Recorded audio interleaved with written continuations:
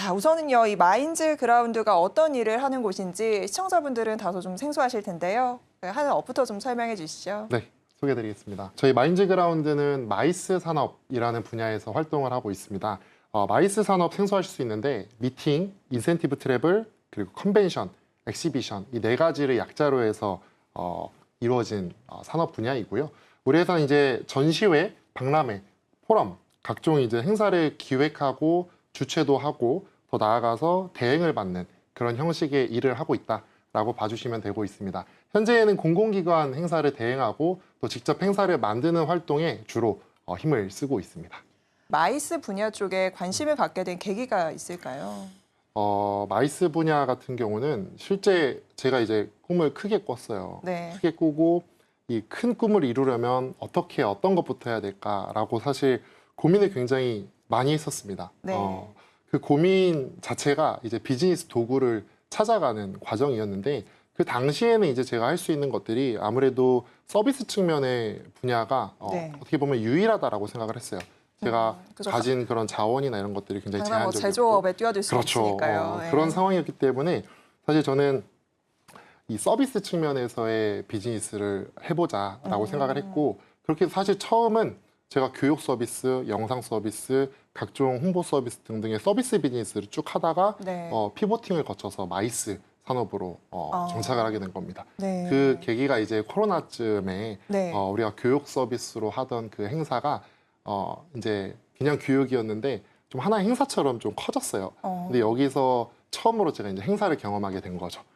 준비부터 섭외부터 전반적인 행사를 끝내기까지 사실 많은 걸 고려해야 되고 그게 종합 예술이라고 좀 더 생각을 했거든요. 네. 그래서 이런 것들이 어떻게 보면 제가 큰 비즈니스라는 데 있어서 산업의 이해도를 키우고 더 많은 사업으로 확장할 수 있는 그릇으로 삼을 수 있는 비즈니스겠다라고 생각을 해서 마이스에 정착을 해야겠다라고 확신을 했습니다. 다짐을 했습니다. 그때. 사실 코로나 때 이제 전시나 뭐 박람회 여러 가지 행사들이 이제 굉장히 이제 열리지 못하게 되면서 마이스 산업이 조금 주춤했었는데 오히려 이걸 어떤 온라인이나 이런 걸로 계기를 삼으면서 위기를 기회로 좀 바꾸신 게 아닌가라는 생각이 들고요. 자, 그리고 우리가 또 2019년도에 설립을 했다라고 하는데 올해로 5년 차를 맞이하게 됩니다. 아무래도 이제 창업이라는 게 어떤 재능 기부는 아니기 때문에 수치적으로도 어떤 매출이 나와야지 회사가 운영이 될 텐데요.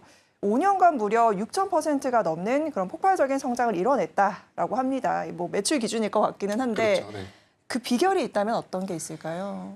비결은 사실 제가 창업을 시작할 때부터 이제 5년 준비했다고 말씀드렸는데 그때 딱 깨달은 엄청 중요한 사실이 하나 있었어요.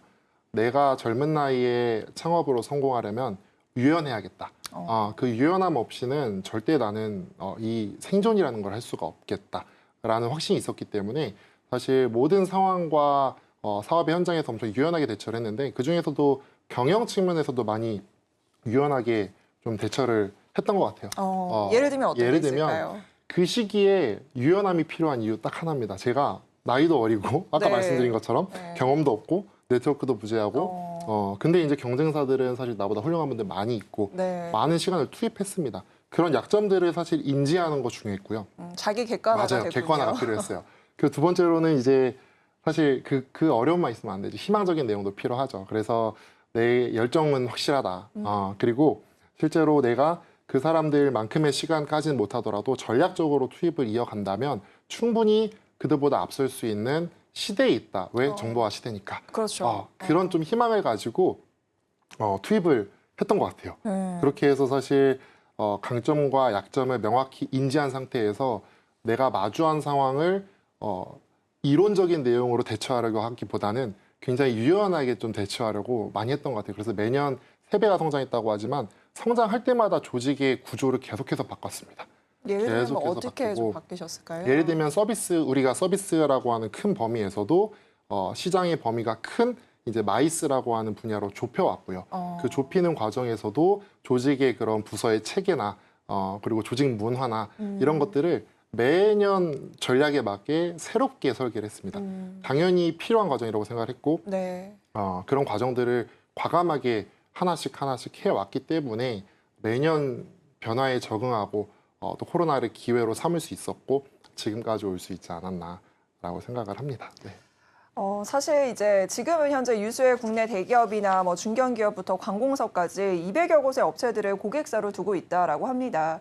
5년 동안 수많은 고객사를 둘 수 있었던 마인드그라운드만의 강점을 저희가 또 짚어볼까 하는데요. 경영적인 측면에서는 아까 유연함을 얘기해 주셨다면 이런 부분에 있어서 고객사를 어떤 내 편으로 만드는 게 참 쉽지 않거든요.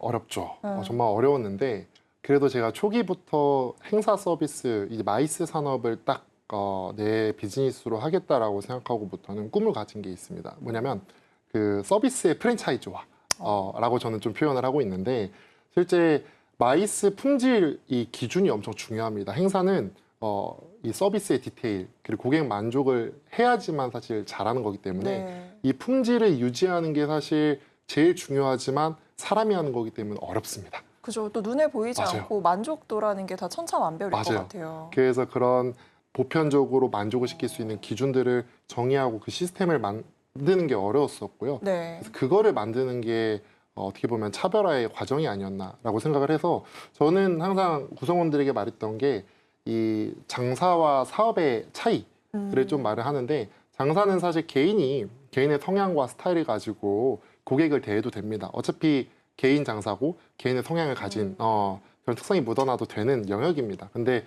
비즈니스는 사실 개인의 성향이 묻어나면 안 된다고 생각해요. 기업의 성향이 묻어나는 게 중요하다고 생각하고 그죠. 마인드그라운드는 어떤 회사인가 친절해야 되고 또 이제 공공 행사를 하는 데 있어서의 체계나 프로세스를 체크리스트 기반으로 철저하게 그 시기에 맞게 그런 누가 하더라도 어떤 팀이 들어가더라도 그 품질을 맞출 수 있는 그 기준을 만들어내는 것이 사실 어려웠고 완벽할 수는 없습니다. 지금도 과정이 있습니다. 네. 그럼에도 그걸 계속해서 고집해왔기 때문에 그런 노력의 과정들을 우리 고객사들이 좋게 봐주시고 또 만족하시고 마인드그라운드랑 일하면 이런 게 참 좋더라 이런 느낌을 많이 드렸던 것 같아요.